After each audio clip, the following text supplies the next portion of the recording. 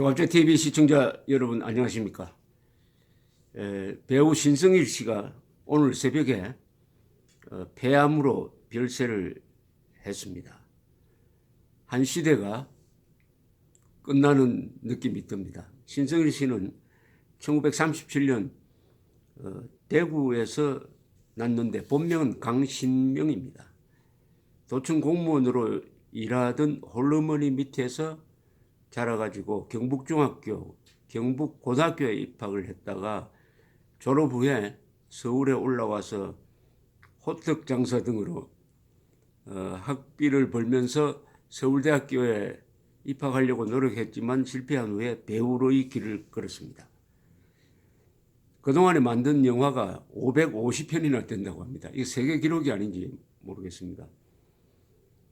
맨발의 청춘, 로맨스 빠빠 뭐 등등 많은데 이 맨발의 청춘은 1960년대 개봉이 돼가지고 당시 관객 23만 명을 동원했답니다. 요새는 한 1000만 명인데 그 시절에 23만 명은 어마어마한 숫자입니다. 1964년에 개봉이 됐습니다. 그 뒤에 안개, 만추, 별들의 고향, 겨울 여자, 길소뜸, 하숙생, 동백아가씨 등등인데 저도 신성일 씨와 좀 관계가 있습니다. 제가 쓴 책이 히로뽕 밀매를 다룬 코리안 커넥션이라는 영어 책이 있었는데 이걸 영화로 만들었습니다. 신성일 씨가 1980년대 후반에 만들었고 조갑제라는 기자도 거기 등장합니다. 신성일 씨와 영화를 만들면서 자주 만나면서 이분으로부터 들은 이야기가 많습니다.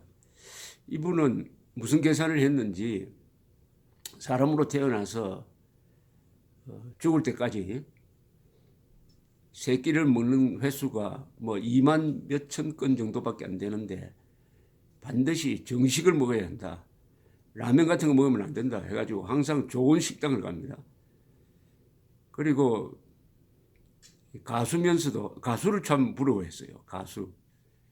수십만 명의 관중이 모인 자리에서 열광적인 환호를 받는 가수. 그 가수가 부럽다. 영화 배우는 아무래도 그런 직접적인 인기를 확인할 방법이 없고 다만 영화관에 앉아 있으면은 자기가 나온 영화를 보고 사람들이 울고 웃고 하는 것을 보면서 보람을 느끼는 정도다. 그러면서 최고의 예술가는 대중예술가는 역시 가수다 하는 이야기를 또 들은 적이 있습니다. 이분은 몇 차례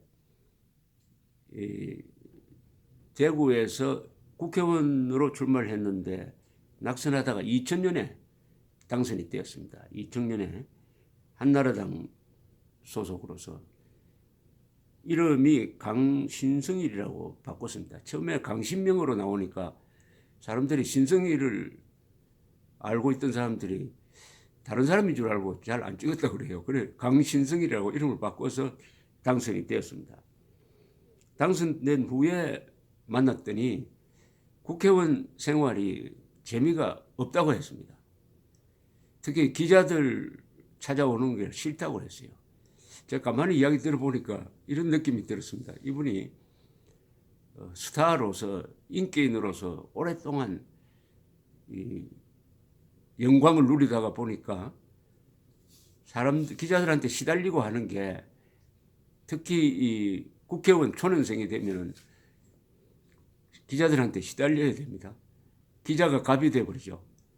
영화배우로서 인기는 갑인데 국회의원이 되는 순간 을이 돼버린 그런 비애를 좀 느끼고 있는 것 같았습니다. 그 뒤에 정치부 기자들 이야기를 들으니까 신성일 씨는 기자를 잘 안 만난다고 그래요. 기자를 상당히 홀대한다는 이야기를 들은 적이 있습니다. 아마 그렇게 노력했던 국회의원이 되어 보니까 재미가 별로 없었지 않느냐 하는 생각이 들었습니다. 신성일 씨는 뭐 부인 엄영란 씨와 결혼할 때부터 화제를 부렸죠. 그 결혼식장 뭐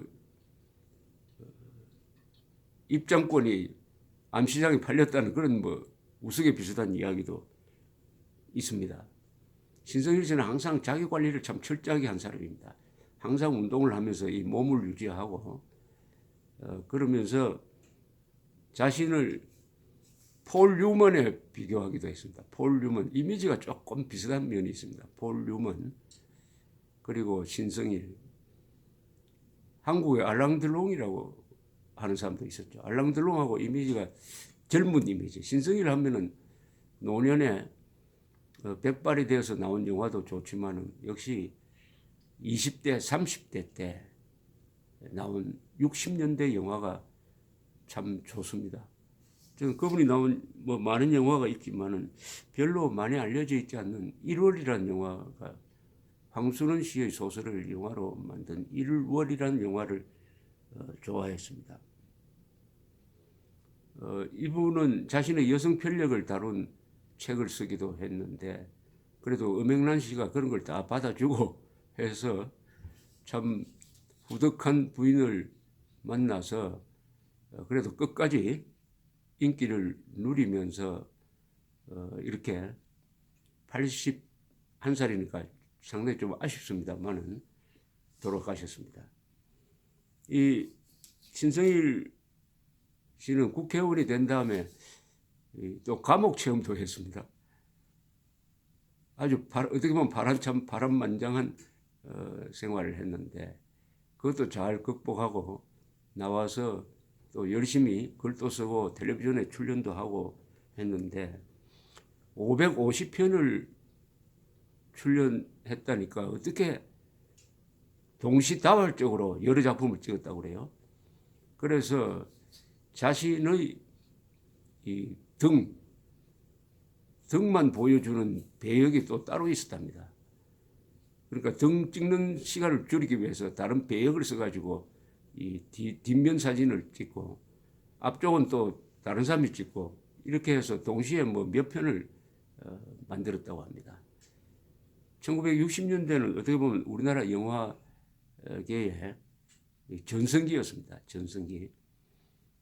그러다가 조금 침체했다가 다시 우리나라 영화가 몇백만을 넘어서 1,000만 명 동원할 수 있었던 그것은 역시 CJ라는 회사가 그 이미경 부회장입니까?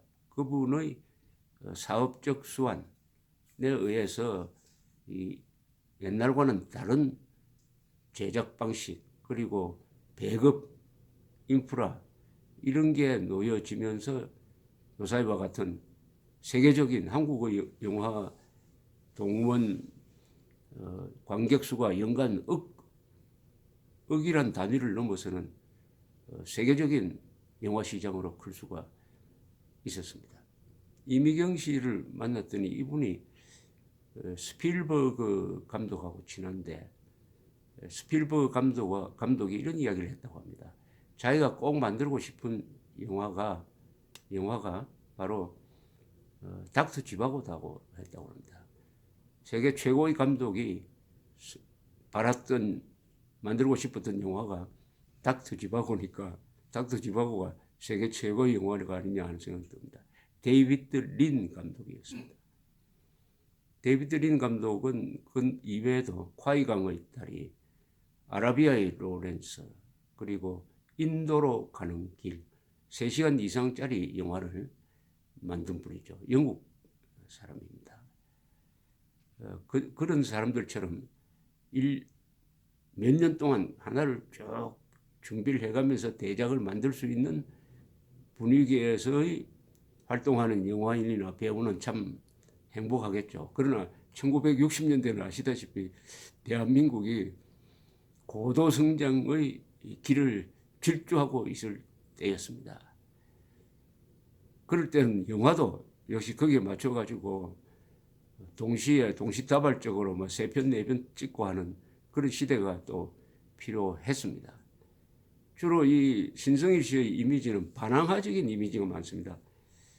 가죽 잠바 입고 담배를 꼬나 물면서 왔다 갔다 하면서 깡패 역할도 하고 그런 가운데서 어떻게 보면 조금 페이소스라고 그럴까요? 제임스 딘이라는 배우가 있습니다. 1950년대에 미국에서 반항아적인 역할을 한 분이죠. 에덴의 동산, 뭐 이유 없는 반항. 그런데 보면은 가죽 잠바 입고 젊은 조물하게 깡패들하고 어울리면서 모험을 하는 반항아적인 그런 이미지와 좀 비슷한 역할을 신성일 씨가 했습니다. 1960년대는 이 세상이 바뀌고 있을 시대였습니다. 많은 사람들이 기회를 잡아서 성공하는 사람도 있고 그 그늘 속에서 또 좌절하고 쓰러져 가는 사람도 있었습니다. 신성일 씨는 주로 그쪽 햇볕이 잘 비치지 않는 곳에서의 역할을 많이 했습니다. 이 신성일 씨는 신상옥 감독이 발탁했다고 합니다. 신상옥 감독이. 신상옥, 신성일 마치 부자처럼 느껴지기도 했는데 그 신상옥 선생도 몇 년 전에 돌아가셨습니다. 신상옥, 최은희, 김지미, 홍성기, 신성일, 김진규, 박노식 이런 사람들의 이름을 친숙하게 기억하는 사람들은 이제 개발연대 분들이죠. 연세가 이제 70대, 80대로 넘어가는데 신성일 선생이 1990년대에 저를 만나니까 미국에 가서 한참 자랑을 했답니다. 자기가 한국의 폴 뉴먼이라고 하면서 자기는 폴 뉴먼보다 훨씬 더 많은 작품을 남겼다고 했습니다. 영화 배우는 가지만은 영화는 오랫동안 남는 법이고 신성일 씨의 영화를 통해서 이제 사라져간 세대, 사라져간 시대, 60년대, 70년대를 우리가 기억할 수 있고 느낄 수 있게 되었습니다. 요사이 50대, 60년대 영화를 보면은 기록성이 있다는 걸 알 수가 있습니다. 그 길거리 풍경을 보여줄 때 지금 이 넓은 광화문 대로가 거기서는 자전거도 다니고 마차도 다니고 하는 그런 모습을 보여줍니다. 그런데 옛날 영화에서 특이한 것은 한국 사람들이 그 가난한 속에서도 옷을 잘 입기 위해서 노력했다는 것을 알 수가 있습니다. 넥타이 맨 사람이 대부분이고 특히 남자들은 모자를 점잖게 입고 있는 모습을 볼 수가 있습니다. 그런 모습과 겹쳐서 신성일 씨의 이미지는 우리 한국인들 마음속에 영원히 남아있을 것이라고 생각합니다. 고인의 명복을 빕니다. 감사합니다.